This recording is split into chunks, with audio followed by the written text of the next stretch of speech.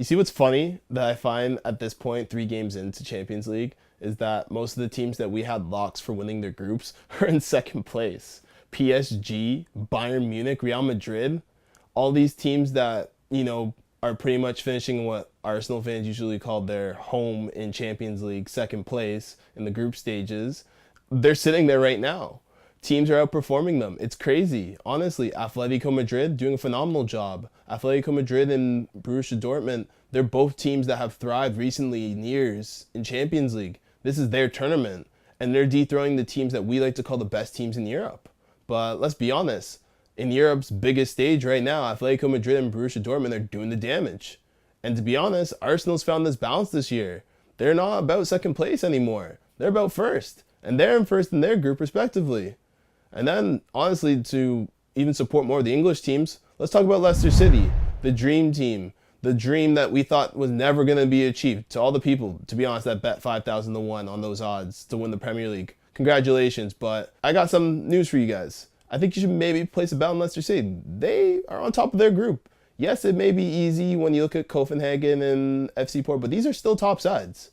Anything can still happen, obviously. There's still 3 games left, but Leicester City have been yet to concede. They got 5 goals. They got 9 points. They're on their way to qualifying to the group stages in first place of their group. That's pretty crazy. And to be honest, I know people are complaining about Leicester City not performing well in the league, but hey, facts are facts. If you got a ticket to coach class, first class, I'd take it. I'd enjoy the trip. And that's what Leicester City are doing. They're going for it. They're going for Champions League. Can you imagine that? Them winning Champions League at the King Power Stadium? I'd go nuts. But to be honest, we got to go to something else more important. Spain's dominance. Sides like Sevilla, Real Madrid, and Barcelona. Barcelona did a massive thrashing of Manchester City. And to be honest, Manchester City right now are second in the group, tied with Bolton and Gladbach. And to be honest, right now, it's tough.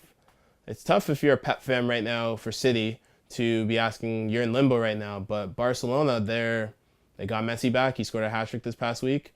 And they're flying right now. Neymar's got 5 assists in 3 games. It's crazy.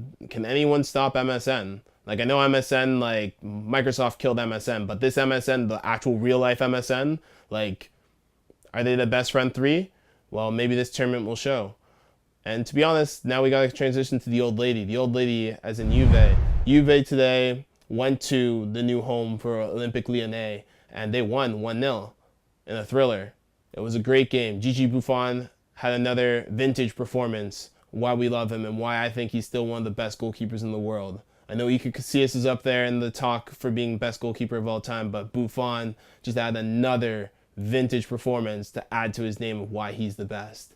So Juve right now, they're on top of their group. They're tied with Sevilla right now. That group's still heated. Can Olympique Lyonnais refine the resurgence and find their form to come back? Like, because for me, I'm a big French supporter, and I'm worried about these French sides. They only have 3 teams in Champions League. Can they all get out of the group stage? But overall, honestly, Champions League's been a thriller. We got 3 games. This is now the sprint. This is where every point matters. Every goal matters.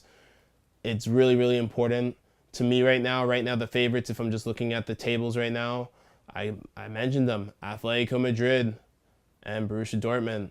They're both really, really good sides. Leicester City is a good outside call as well. But to be honest, the scary thing here is when we do have the knockout stage, and if the standings were to stay how they were, it'd be pretty scary to see who you're pulling in that second seed. You got City, you got PSG, you got Real Madrid, you have Bayern Munich. A lot of these great sides, guys, are not top of their seed. Is this something to worry about?